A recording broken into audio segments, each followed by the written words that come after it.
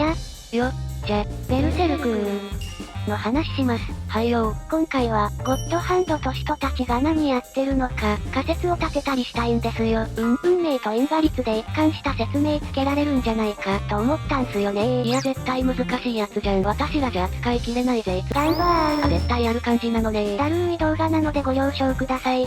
じゃあ、頑張ってください。マリサも頑張るんだよ。話の順番としては、こんな感じで、結論だけ知りたい方は13分ぐらいのファンタジアンとこまで飛ばしてください。じゃあ始めます。ベルセルクでは、世界を貫く大きな流れ、断りが存在しているようです。ドクロの騎士とカボイドがそんな言い方してたかも。キャラクターたちは世界の流れによって出会ったり別れたり理不尽な目にあったりするわけ。おいたわしいぜ。この世界の流れの見方として、運命と因果率という2つの言葉が出てくる。この2つから仮説を立てていきます。はい。どっちも決定論つって、全てのことは決まっているという考え方です。じゃあほぼ一緒なんだ。決まってるに至る過程が違うの。それぞれ説明していきますが、ちょっと一般的な定義からずれる部分もあるので注意してください。わかったぜ。まず運命。世界の全てが作り出す、一つの大きな流れによって物事は決まっているという考え方。個々の要素がどうってよりも最終的にそうなると決まっている。そうなるってなんで？なんでかはわからないです。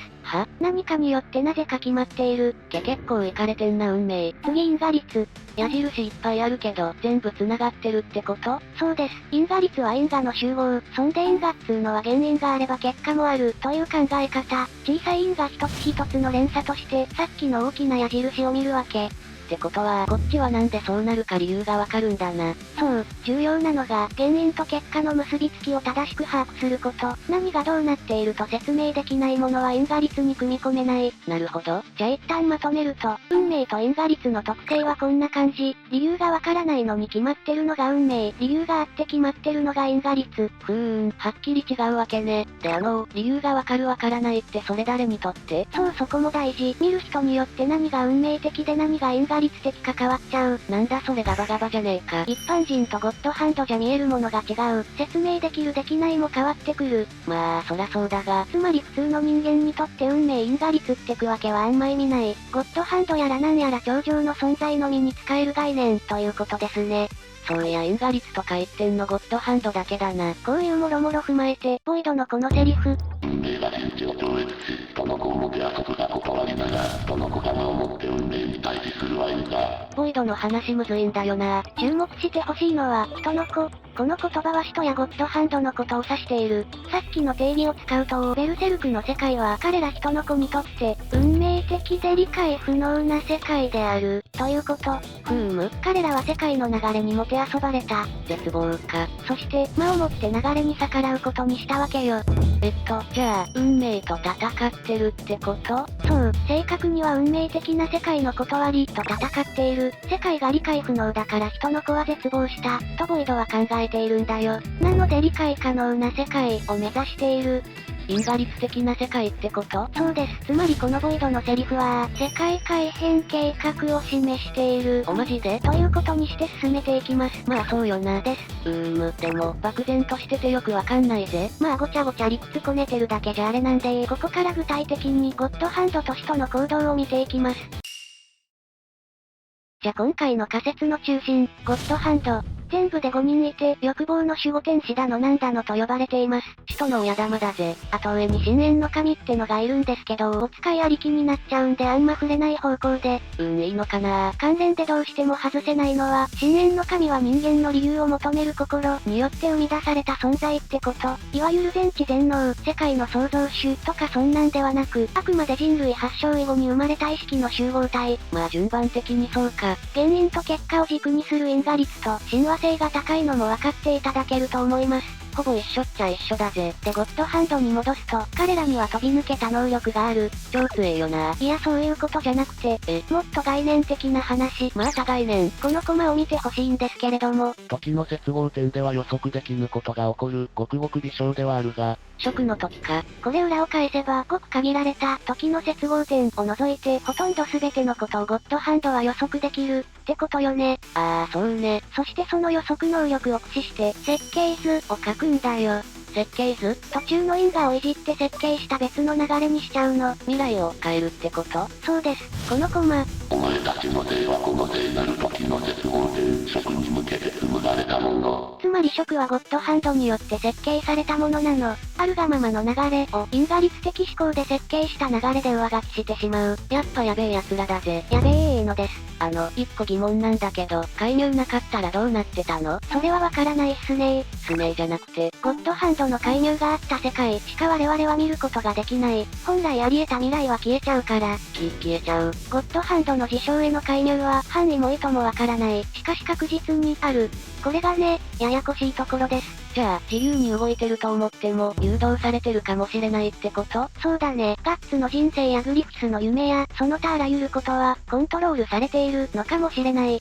どうすりゃいいんだ。ただ先ほど言ったように、ゴッドハンドの予測能力には限界があります。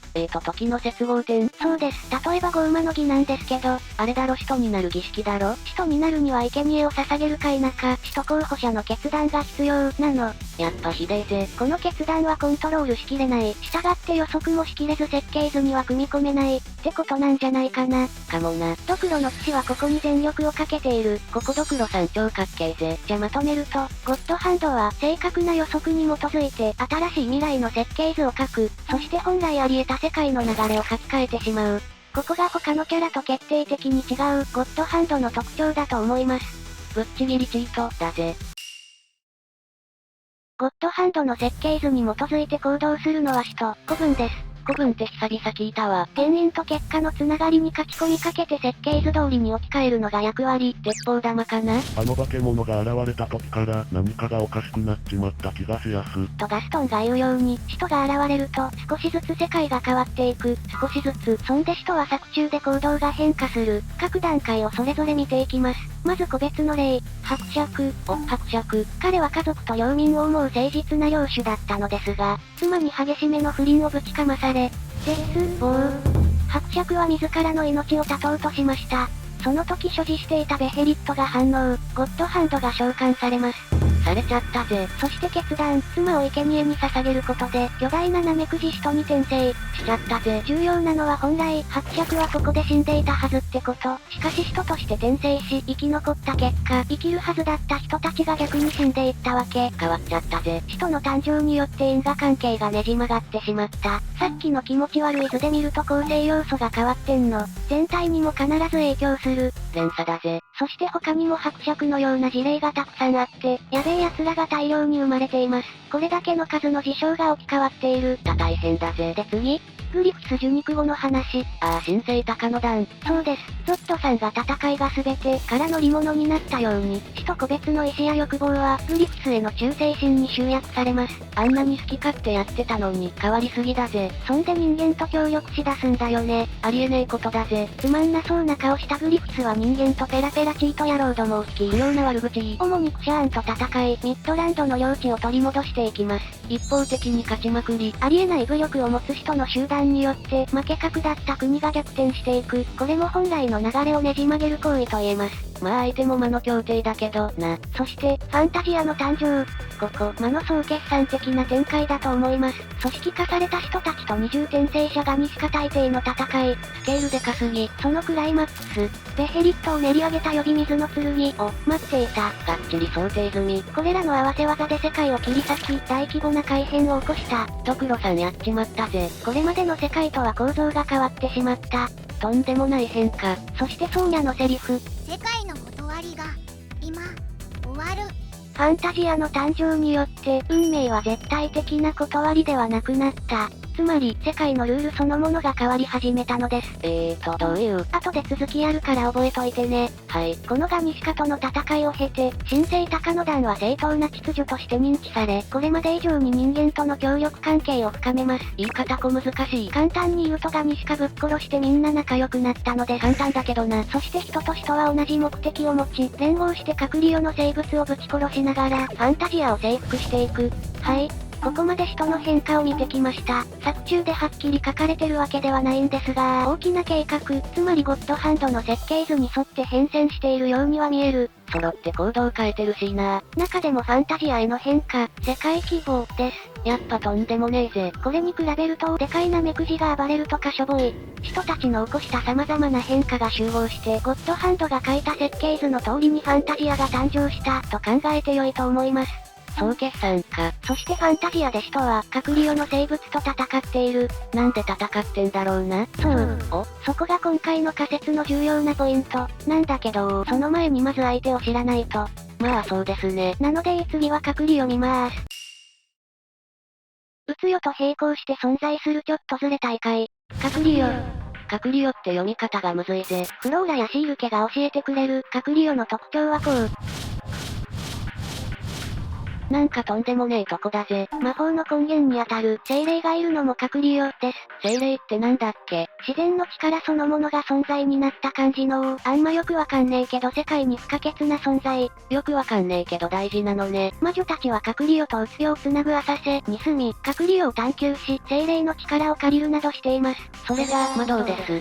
でもカクリオってさ、説明はまあわかるんだけどどういう感じかよくわかんねえんだよな。そうだね。例えばクリフォト、カクリオが突然ウツヨに現れたもの。これさ全体的に何が何だかわからない。理屈じゃ説明のつかない空間。ずっと研究してる魔女たちですら把握しきれない。つまりカクリオは法則性もどこまで深いのかもおそらく誰にもわからない。それでいて精霊など自然の力の象徴が存在する。説明不可能なのに世界の重要な一部。これがカクリオの本質だと思います。わからないのが本質。インガリスじゃ使えないんだわ。ここ大事なんで覚えといてね。はいよ。そして、ゴッドハンドたちはカクリオの遥か深淵に潜む何者かの意志の執行者であるらしい。やっぱ上いるんだな。ここで重要なのが、ゴッドハンドと使徒の特殊な立場。彼らはカクリオの存在でありながら、元人間。見てくれや能力は頂上。しかし彼らは人の子なのですね。人の子？つまりカクリオのことをある程度知っているし、それを人間的視点で見ている。大抵によると人間と子作りもできる。あらやだ。死として人間なんだよね。視点を引いて大まかな括りで見れば、ゴッドハンドや使徒は人間が特殊な能力を持った姿、つまり人間と言えるのです。でも前なんかの動画で人間と使徒は違う。人間ごっこをつってたよな。違うけど同じ面もあるんだよ。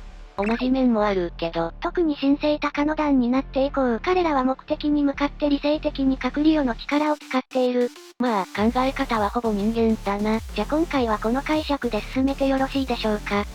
まあしゃあねえぜ。じゃなくて、よろしいです。ありがとうございます。下からなの上からなの。これまでの話を集約します。おやれ。カクリオとウツヨが混じったものが、現在のベルセルクの舞台、ファンタジアです。ここでゴッドハンドの計画はクライマックスを迎えるはず。ファンタジアにはドラゴンやらヒュドラやらのカクリオの生物が溢れ、人間が生存できる環境はごく限られている。厳しい世界になっちゃったぜ。結果人々は安全を求めてファルコニアに集まっているんだけども、自発的なように見えても、実際には人々の意志が強制的にコントロールされている、と言えます。他に選択しないもんな。そんな世界で、神聖高野団はカクリオの生物と戦い、人間の領地を広げている。これもやるしかないぜ。だよ。でもさ、そもそもファンタジア作ったの神聖高野団だぜ。自分たちが世界変えて怪物出してそんで退治して領地広げるって、自作自演だぜ。そうだね。領地欲しいんだったら別に前の世界のままでよかったと思うの。そっちのが簡単だったはずでしょ？そら、まあ、むしろ敵増えたぜ。だから領地云々とは別にファンタジアを作った特別な理由があるんだよ。特別な理由？あくまで推測になりますが、こう考えてみてはどうでしょうか。神聖高野団は、カクリオの実体か、これそのものが必要だった。なんでそんなことを？人々は大変ですが、化け物をしばけるようになったわけよ。確かにしばいてるけど、ここで運命と因果率の違いを思い出してほしいんですけど、この辺合わせて考えると、神聖高野団の戦いは、世界の断りを変えるもの、なのでは？ファンタジアにおいて、運命はすでに絶対の断りではなく、暫定的なものに過ぎない。さっきのか。加えて、人と人間が違いを超えて団結した神聖高野団。この人間的理性の軍隊が、ゴッドハンドですら理解しきれない隔離を物理的に排除し、世界の断りをさらに根本的に変えようとしている。使えるってどういう風に？理解できない隔離をなくせば、全てが理解可能になる。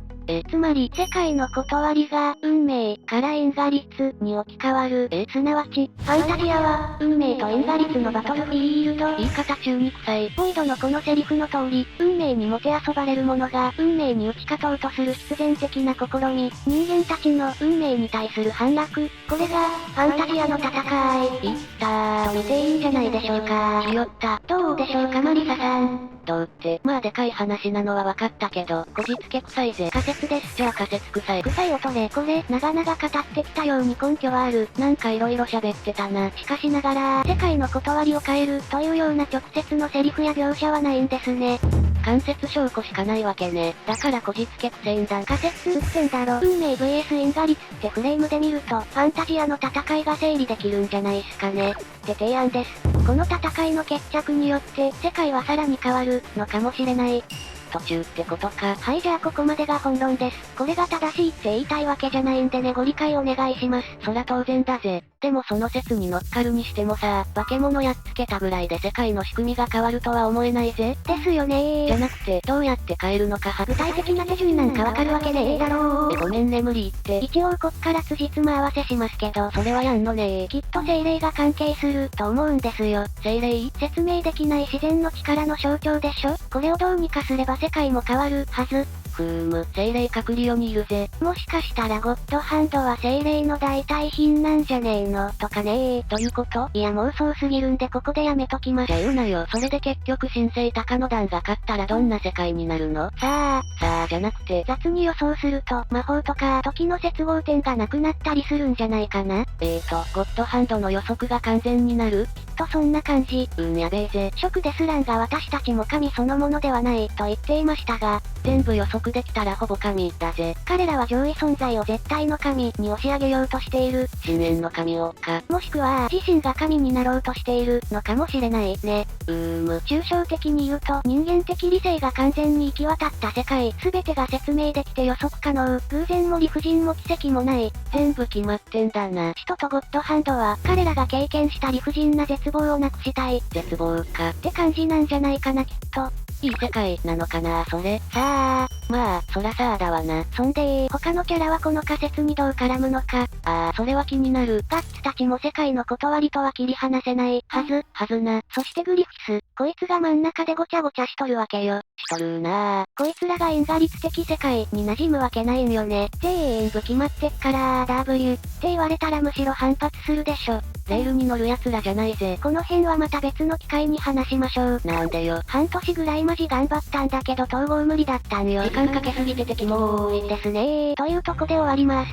長かった。ゴッドハンドは世界の断りを因果律に変えようとしている説を喋ってきましたが、繰り返し述べたように動画の大半は推測に推測を重ねて推測でに締めた感じのこじつけ仮説です。補足やツッコミを入れていただくとガバがマシになると思うので、ぜひコメントください。お願いします。あと最後に本動画の運命やら因果律やらは作品から読み取った勝手な定義で、よそでこのままは通じないんで気をつけてください。じゃあ今回はベルセルク。運命と因果律を軸にゴッドハンドの目的を推測しました。さよなら。バイ。